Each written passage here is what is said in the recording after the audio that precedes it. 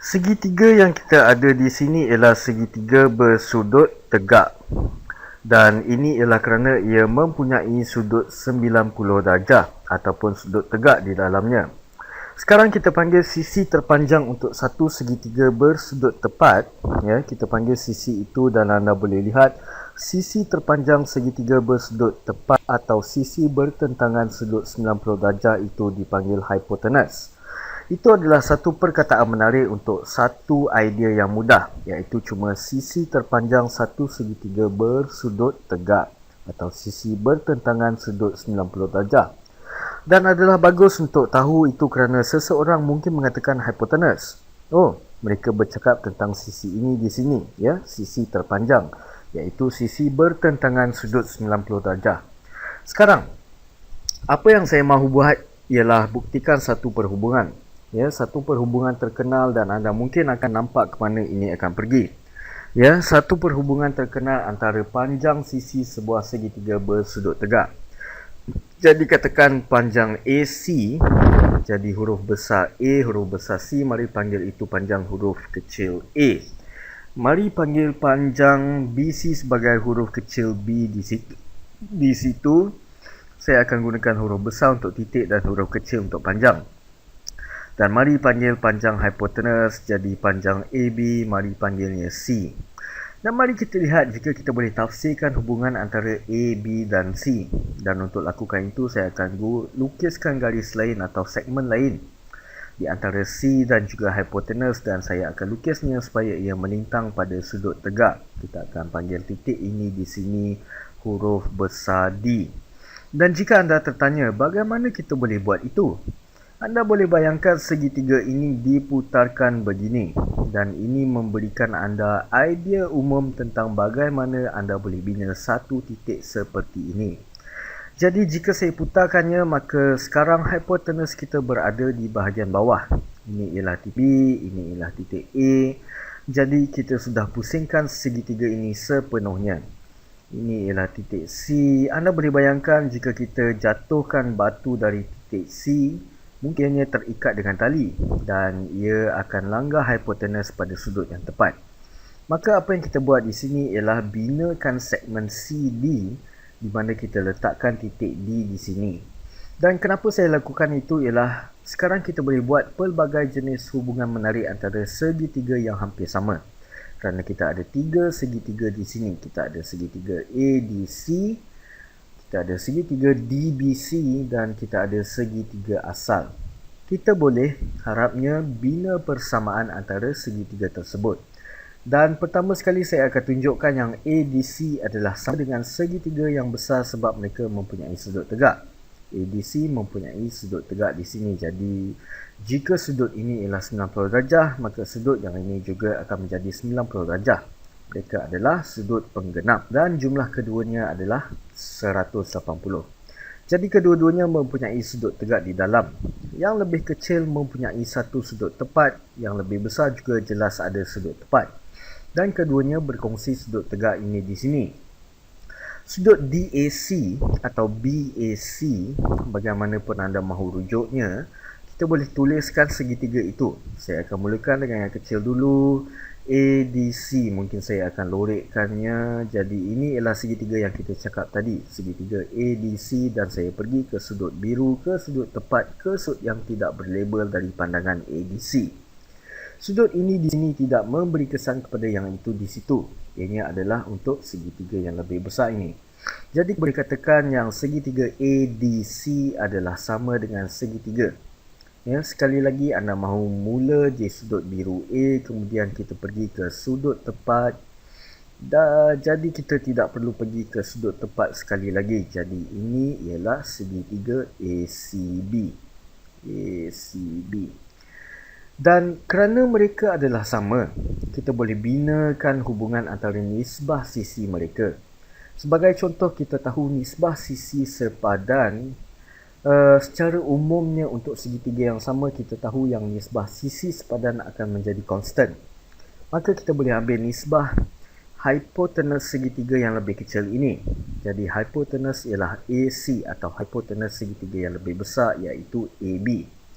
AC per AB akan menjadi perkara yang sama seperti AD, ya, seperti satu daripada kakinya. AD, ya, untuk tunjukkan yang saya cuma ambil titik sepadan dari kedua-dua segitiga sama. Ini ialah AD per AC, ya, per AC. Jadi anda boleh lihat segitiga ini sendiri dan fikir, lihat AD, titik AD ialah antara sudut biru dan sudut merah, dan sisi AD ialah antara sudut biru dan sudut merah. Jadi sisi AC adalah antara sudut biru dan sudut merah, segitiga yang lebih besar. Jadi kedua-dua ini adalah dari segitiga yang lebih besar. Ini ialah sisi sepadan segitiga yang lebih kecil. Dan jika itu mengelirukan, cuba perhatikannya. Asalkan anda tuliskan pernyataan persamaan dengan betul, anda boleh cari titik sepadan. AC sepadan dengan AB pada segitiga yang lebih besar. AD pada segitiga yang lebih kecil sepadan dengan AC pada segitiga yang lebih besar. Dan kita tahu yang AC, ya, kita boleh tulis mula itu sebagai huruf kecil A. AC ialah huruf kecil A. Kita tidak ada sebarang label untuk AD atau AB. Kita ada label untuk AB, iaitu C di situ. Kita tak ada label untuk AD, jadi mari kita panggilnya huruf kecil D. Jadi huruf kecil D merujuk kepada bahagian itu di situ. C merujuk kepada seluruh bahagian di sini. Dan kita akan panggil DB. Mari panggil panjang itu sebagai E. Ya, ini akan mudahkan untuk kita. Jadi AD, kita cuma panggilnya D. Dan kita kini ada A per C bersamaan dengan D per A. Jika kita darab silang, anda ada A darab A, iaitu A kuasa 2 adalah bersamaan dengan C darab D, iaitu CD. Jadi itu adalah keputusan yang menarik. Mari lihat apa yang kita boleh buat dengan segitiga ini di sini pula. Jadi segitiga ini di sini, sekali lagi ia mempunyai sudut tegak. Yang lebih besar ada sudut tegak dan kedua-duanya berkongsi sudut tegak itu di situ. Maka melalui persamaan sudut, kedua-dua segitiga ini akan menjadi sama. Maka kita boleh kata yang segitiga BDC, kita pergi dari merah jambu ke kanan ke tiada label. Jadi segitiga BDC adalah sama dengan segitiga, sekarang kita akan lihat segitiga yang lebih besar. Sekarang kita akan mula dari sudut merah jambu B, okay, ke sudut tepat CA, BCA. Dan sudut merah jambu ke sudut tegak ke sudut tidak berlabel. Sekurang-kurangnya dari pandangan ini di sini sebelum yang biru. Sekarang kita akan bina sejenis hubungan di sini. Kita boleh katakan yang nisbah segitiga BC yang lebih kecil sisi BC per BA. Ya, sekali lagi kita ambil hipotenus kedua-duanya. Jadi BC per BA akan menjadi sama dengan BD. Kita akan gunakan warna lain, BD. Jadi ini ialah salah satu kaki BD. Cara saya lukisnya nampak seperti kaki yang lebih pendek.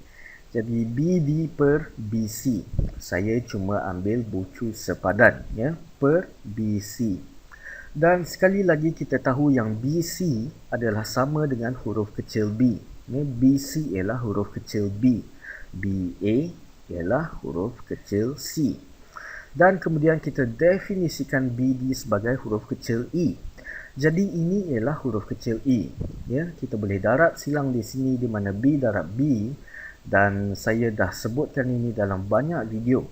Darab silang kedua-dua belah persamaan dengan penyebutnya. Jadi B darab B adalah bersamaan dengan CE. Dan sekarang kita boleh lakukan satu perkara yang menarik, ya, di mana kita boleh tambahkan kedua-dua pernyataan di bawah ini. Biar saya tuliskan semula pernyataan ini, maka B kuasa 2 adalah sama dengan CE.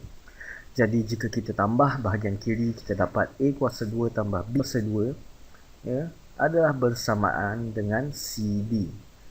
Bersamaan dengan CD tambah CE. Dan kemudian kita ada CE dalam kedua-dua sebutan, jadi kita boleh faktorkannya keluar, maka ini akan menjadi bersamaan dengan, kita boleh faktor keluar C, jadi ini akan menjadi C darab D tambah E. C darab D tambah E dan tutupkan kurungan. Sekarang, apakah D tambah E? Ya, jadi D ialah panjang ini, E ialah panjang ini, jadi D tambah E sebenarnya akan menjadi C. Jadi ini akan menjadi C. Jadi jika C darab C akan menjadi perkara yang sama dengan C kuasa 2. Ya, sekarang kita ada satu hubungan yang menarik. Kita ada A kuasa 2 tambah B kuasa 2 adalah samaan dengan C kuasa 2. Biar saya tuliskannya semua. Saya akan gunakan warna yang lain. Mari saya pilih. Terpadam pula. Biar saya tuliskannya semula. Jadi kita baru sahaja tentukan yang A kuasa 2 tambah B kuasa 2 adalah bersamaan dengan C kuasa 2. Dan ini cumalah satu segitiga bersudut tegak yang rawak. Ini ialah untuk mana-mana dua segitiga bersudut tegak.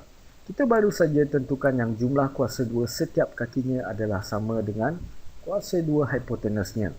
Dan ini adalah berkemungkinan salah satu teorem terkenal dalam dunia matematik yang dinamakan sempena Pythagoras.